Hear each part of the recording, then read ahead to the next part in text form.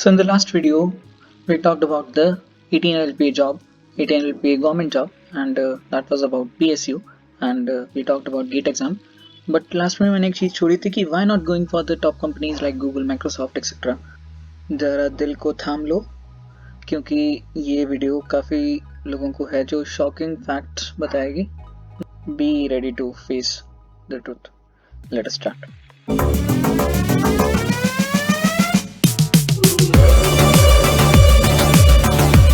तो अभी इसमें ये रिवील करना है कि प्लेसमेंट के फैक्ट्स क्या हैं और यूपीएससी लोग क्यों करते हैं, which I asked from most of the people जो कि यूपीएससी के लिए पढ़ रहे हैं, आईईएस के लिए, आईएएस के लिए. सो यूपीएससी का कारण एक तो कईयों के दिमाग में शुरू से होता है कि हाँ करना है तो करना है बस. कईयों ने बचपन में इनके एक माइंड में आ जाता है कि हाँ मेरे को ऑफिसर बनना है, मेरे को चेंज लाना सोसाइटी में वगैरह वगैरह. और कुछ दूसरे फैक्ट्स भी ये भी हैं कि गवर्नमेंट जॉब है तो बहुत ही ज़्यादा सेफ है, कंफर्ट है और पावर तो होगी काफ़ी ज़्यादा. एक आईएएस अगर कहीं पे खड़ा हो जाए तो उसकी अलग ही एक पहुँच, एक रुतबा सा होता है, ठीक है. और कई लोगों को ये भी लगता है कि जैसे कुछ फ्रेशर्स वगैरह से मैंने बात की, सो दे मतलब मेरी ईयर में जब मैं अपने फर्स्ट ईयर में था तो दे सेट कि हाँ इसमें तो क्या है, जितना मर्जी पैसा कमा लो, इसमें तो ऊपर की कमाई तो कितनी हो सकती है. सो कुछ लोगों को ये बात हजम नहीं होती, मेरे को भी नहीं हुई थी एक बार तो, कि हाँ मतलब क्या उसके लिए अगर कर रहे हो तो फिर तो प्लेसमेंट्स में चल जाना ना, that is better, at least you will be honest yourself. फिर ठीक है, एक और रीज़न जो है वो बॉलीवुड है कि हाँ कोई यहाँ पे वन साइडेड लवर्स होंगे और कभी रिजेक्शन मिला होगा तो ठुकरा के मेरा प्यार, ये सब माइंड में चल रहा होगा ये. या फिर एक जो सीरीज़ है भोकाल सीरीज़, ये तो बहुत ही मज़ेदार सीरीज़ थी, मतलब मैं सभी को रिकमेंड करूँगा कि देखो, ज़रूर देखो. It is the life of N IPS officer और ये रियल स्टोरी है. सो ये एक बार देखना, एक तुम्हें अलग ही जुनून आ जाएगा ये सीरीज़ देख के तो कि हाँ मतलब हिम्मत हो तो इस बंदे के जैसे हो. ये नवनीत सकेरा हैं, IITR एलुमनाई, और बहुत बहुत इंस्पायरिंग है इनकी स्टोरी, एक बार जरूर देखना. और ये फ्री ही है MX प्ले पे, कोई इस पे चार्जेस वगैरह भी नहीं है. Free and perks for an IES और IES. पहले तो सैलरी जो है वो 65 to 75,000 के बीच में है, और एट प्रेजेंट की अगर मैं बात करूँ तो आफ्टर टैक्सेशन जो है सैलरी 56,500, काफ़ी कम है एज कम्पेयर टू प्लेसमेंट्स, ठीक है, वहाँ ज़्यादा होती है. दूसरा, बंगलो, इलेक्ट्रिसिटी, फ़ोन वगैरह, वाटर वगैरह, ये सारे के बिल्स आपके सब गवर्नमेंट भरेगी. आपको एक बंगलो मिलेगा, आपको एक रेड लाइट व्हीकल, लाल बत्ती वाली गाड़ी जिसको बोलते हैं, वो मिलेगी. कोई ट्रैवलिंग पे कोई कॉस्ट नहीं है. लेसर वर्किंग आवर्स, हाँ ये एक फैक्ट है, काफ़ी जगह पे मतलब इतना लोड नहीं होता. अगर कुछ ऐसी जगह हैं जहाँ पे मतलब गवर्नमेंट को ज़्यादा ही थोड़ा अलर्ट रहना पड़ता है तो वहाँ पे थोड़ा इनको ज़्यादा काम करना पड़ता है, बट ठीक है चलता है. अलाउंसेस वगैरह तो होते ही हैं, ठीक है, like more holidays and so. और ग्रोथ एंड आउटरीच भी है, काफ़ी लोगों को चेंज लाने का एक शौक होता है तो वो भी कर सकते हैं, they can also go for that. Then basically जो बात है प्लेसमेंट्स की, मैं पहले ही बोल चुका हूँ कि द थिंग इज कि अपना एक तो अपना दिल थाम के बैठो. दूसरा, मैं किसी की भी बुराई नहीं कर रहा हूँ, आई एम नॉट क्रिटिसाइजिंग और आई एम नॉट सेइंग दैट कि हाँ तुम प्लेसमेंट्स में मत जाओ. जहाँ तुम्हारा इंटरेस्ट हो वहाँ जाओ, बट पैसे के पीछे अगर तुम प्लेसमेंट्स के लिए जा रहे हो या तुम कोडिंग वगैरह ये सब में इन्वॉल्व हो गए हो तो वो अभी मत करो, क्योंकि ये जो तुम्हें रियलिटी मैं बता रहा हूँ वो एक बार जान लो, उसके बाद अपना फैसला ले लेना. सो करोड़ में IITs में पैकेज होते हैं नो डाउट, लेकिन वो इंटरनेशनल पैकेजेस होते हैं. इंटरनेशनल पैकेज मतलब आप बाहर कहीं जाओगे कंपनी में काम करने, किसी फॉरेन कंट्री में, और वहाँ का खर्चा बहुत ज़्यादा होता है, ठीक है. सो वहाँ आपके जितने मतलब डोमेस्टिक मैक्सिमम पैकेज या डोमेस्टिक जो मतलब एक CSE का मेन पैकेज या मीडियम पैकेज जो है उसके इक्विवेलेंट ही पड़ता है वो, ठीक है. सेकेंड थिंग, डोमेस्टिक पैकेज मतलब इंडियन पैकेज जो हाईएस्ट है लास्ट ईयर का था 62 lakhs, देख ही सकते हो आप 2019 में. उससे पहले का था IIT बॉम्बे CSE की बात कर रहा हूँ मैं, ठीक है, उससे पहले का कितना था 45 lakhs 2018 में. इस साल अभी मैंने कल ही देखा एक रिसेंटली IIT रुड़की से एक न्यूज़ मतलब मेरे को दिखी कि 80 lakhs का पैकेज लगा, तो वो तो काफ़ी ज़्यादा हाई है. बट एनी हाउ हम नॉर्मल ट्रेंड्स की बात करते हैं, ठीक है. ये और ये एक आप यहाँ पे देख सकते हो एक वर्ड है average CTC actually cost to company, मतलब जिसको पैकेज बोलते हैं. तो ये जो है ना 62 lakhs और ये 45 lakhs ये CTC होता है. एक्चुअल में आपके इन हैंड कितने मिलेंगे सोच के देखो जरा, आप कहते हो कि हाँ कुछ टैक्स वगैरह काट लेते हैं तो कुछ अलाउंसेस वगैरह होते हैं, तो वो मतलब उसके अलावा इन हैंड मेरे को कितने मिल जाएंगे? अच्छा, मेरे को अगर 62 लाख का पैकेज मिल रहा है और मान लो गवर्नमेंट वगैरह या कंपनी वगैरह मेरे से कुछ पैसे काट रही है, तो एटलीस्ट 50 लाख हर किसी का एक्सपेक्टेशन होती है कि हाँ इतना तो मिल ही जाएंगे। हद से कितने काट लेंगे? और चलो मान लो 40 भी मिले, 40 थोड़ी थोड़ी है, ठीक है। तो अब जरा सुनना कितने मिलते हैं। मैंने एक बहुत ही अच्छा एग्जांपल लिया है माइक्रोसॉफ्ट का, ठीक है। माइक्रोसॉफ्ट जो है वो 43 LP देती है सभी को, भले वो सॉफ्टवेयर डेवलपर्स हो, भले वो डेटा साइंटिस्ट हो, भले कोई भी CS वाली प्रोफाइल हो। तो जो IITs में आते हैं तो वो 43 देती है इंडियन में। इंडियन पैकेज जो है अगर कहीं बाहर देंगे तो वो 1.54 करोड़ भी चल जाता है।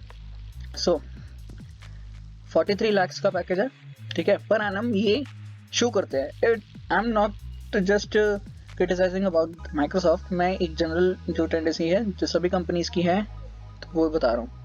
बेस सैलरी होगी इसमें 13 लाख, ज्वाइनिंग बोनस और ये सब जो अलाउंसेस वगैरह हैं ये 2 और 3 लाख ये आपको वन टाइम मिलते हैं या फिर ट्वाइस मिलते हैं, उसके बाद नहीं मिलते हैं, ठीक है। Then comes the best part जो कि काफ़ी डेंजरस है, स्टॉक्स, ठीक है। ये होते हैं वर्थ 25 लाख। सुनो आप ध्यान से सुनना। 25 लाख के स्टॉक्स हैं, ये आपको पैकेज में काउंट किए जाएंगे कि ये 43 में हैं और पर एनम मिलेंगे, बट ये एक्चुअली 4 साल की अमाउंट है जो कि आपको 4 साल में डिस्ट्रीब्यूट होके मिलेगी, ठीक है। आपको एक साल हर साल 25 लाख नहीं मिलेंगे, आपको 25 लाख का कुछ परसेंटेज पहले साल में, देन सेकंड ईयर में कुछ परसेंटेज, देन थर्ड ईयर में कुछ परसेंटेज, देन फोर्थ ईयर में, और उसके बाद बस खत्म, टाटा बाय बाय, कुछ नहीं मिलेगा। ध्यान दो यहाँ पे, मतलब ये काफ़ी शॉकिंग है। फर्स्ट ईयर में सपोज 10%, देन सेकंड ईयर में थोड़ा और ज़्यादा, फिर at the end of third year, second year और at the end of third year 30%, then fourth year के एंड पे 40%। और इनको भी स्टॉक्स जो हैं वो आपको जैसे अगर किसी को स्टॉक मार्केट का थोड़ा ज्ञान हो तो ये ऊपर नीचे होते रहते हैं। खैर माइक्रोसॉफ्ट तो खैर एक अच्छी कंपनी है तो उसमें एक्सपेक्टेशन होती है कि हाँ ऊपर जब ग्रोथ जाएगी तब हम बेच सकते हैं उन स्टॉक्स को, बट बाकी जो कंपनीज हैं उनमें कुछ थोड़ा काफ़ी डेंजरस सा रहता है, क्योंकि बहुत से कंपनीज या बहुत से स्टार्टअप्स वगैरह जो हैं जो कि इतने ज़्यादा ग्रो नहीं होते, तो उनमें ये डर वगैरह ये मतलब रहता है कि हाँ उनकी वैल्यू कम चली जाएगी, ठीक है। ये बहुत सबसे ज़्यादा शॉकिंग फैक्ट है ये। अब सुनो, अब एक एक्चुअली हम कैलकुलेट करते हैं कि हाँ हमें सैलरी कितनी मिलेगी। फर्स्ट ईयर में 13 लाख जैसे मैंने पहले बताया कि इन हैंड था, मतलब बेस सैलरी, ठीक है। उसके अलावा 2 लाख और 3 लाख ये अलाउंसेस, ठीक है। 13 और 5 18 और ये 2.5 लाख कितने, जो 10% ऑफ द स्टॉक्स था, वो कितना हो गया 20.5 लाख फर्स्ट ईयर के एंड में। ये लेस देन 50% है, ये 50% नहीं है 43 का 50% कितना होगा 21.5, ये 1 लाख उससे कम है।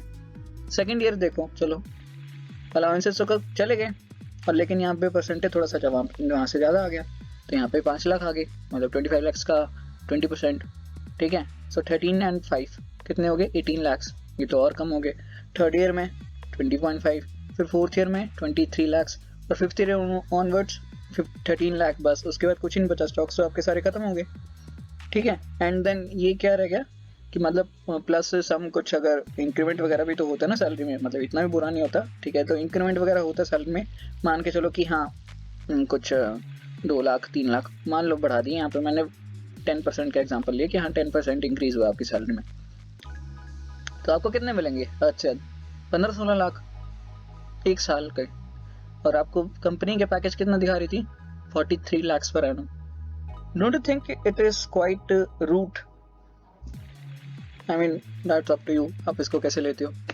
खैर एनी हाउ, आगे रुको, अभी तो और भी था काफ़ी कुछ। इनकम टैक्स, ये तो कंपनी ने आपको बेवकूफ़ बनाया, अब गवर्नमेंट भी तो बनाएगी, गवर्नमेंट भी तो इनकम टैक्स तो लेती है ना, समझ रहे हो। सो इनकम टैक्स आप क्योंकि 10 लाख से ऊपर वाले कैटेगरी में आते हो, 10 लाख से ऊपर कितना इनकम टैक्स लगता है 1,12,500, ये तो लगेगा ही लगेगा, प्लस जितनी आपकी सैलरी है एनुअल सैलरी माइनस 10 लाख और उसके जो अमाउंट बनेगी उसका 30%। जैसे कि मान लो आप 16 लाख कमा रहे हो एक साल के, ठीक है, तो 16 माइनस 10 दैट इज 6 लाख, और 6 लाख का 30% कितना होगा 1,80,000, तो 1,80,000 एंड 1,12,500।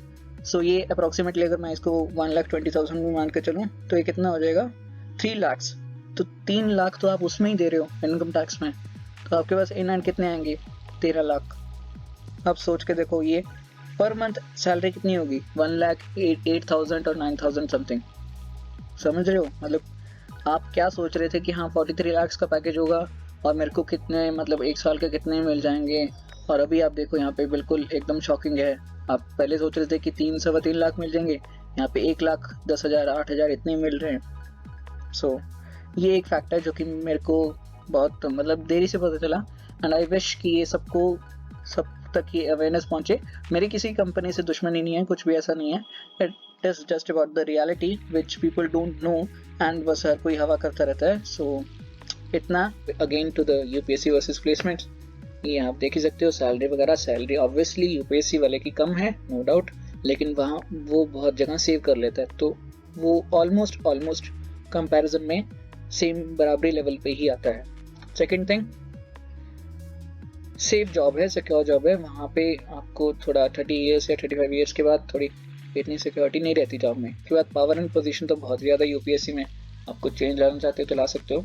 कई लोगों को डर भी लगता है इस चीज़ का कि हाँ मेरे को थोड़े गलत पॉलिसीज़ में जाना पड़ेगा और ये सब करना पड़ेगा। ठीक है, अपने अपने वो ये होता है, कई लोगों को ये लगता है कि नहीं मैं गलत को एक साइड पे रख के और मैं अपने तरीके से इस चीज़ में आगे बढ़ सकता हूँ।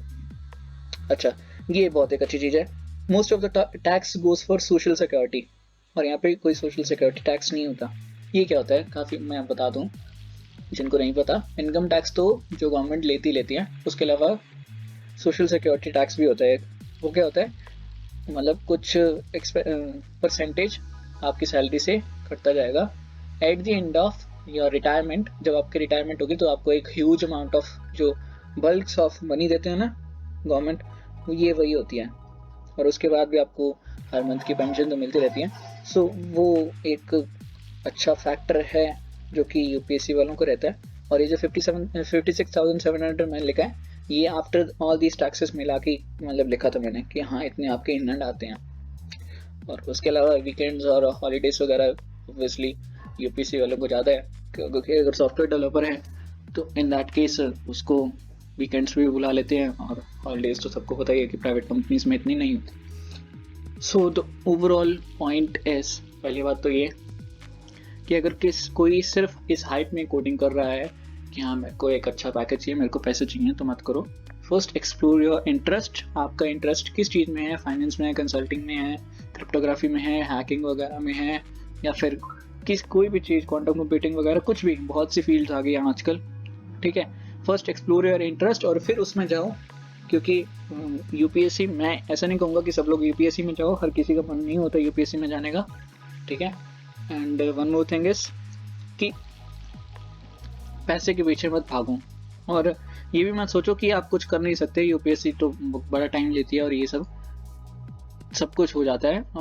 आई होप आप सबको वीडियो अच्छा लगा होगा एंड कोई भी ऑफेंड नहीं हुआ होगा, and that is the real purpose. मेरा पर्पस किसी को ऑफेंड करना नहीं है।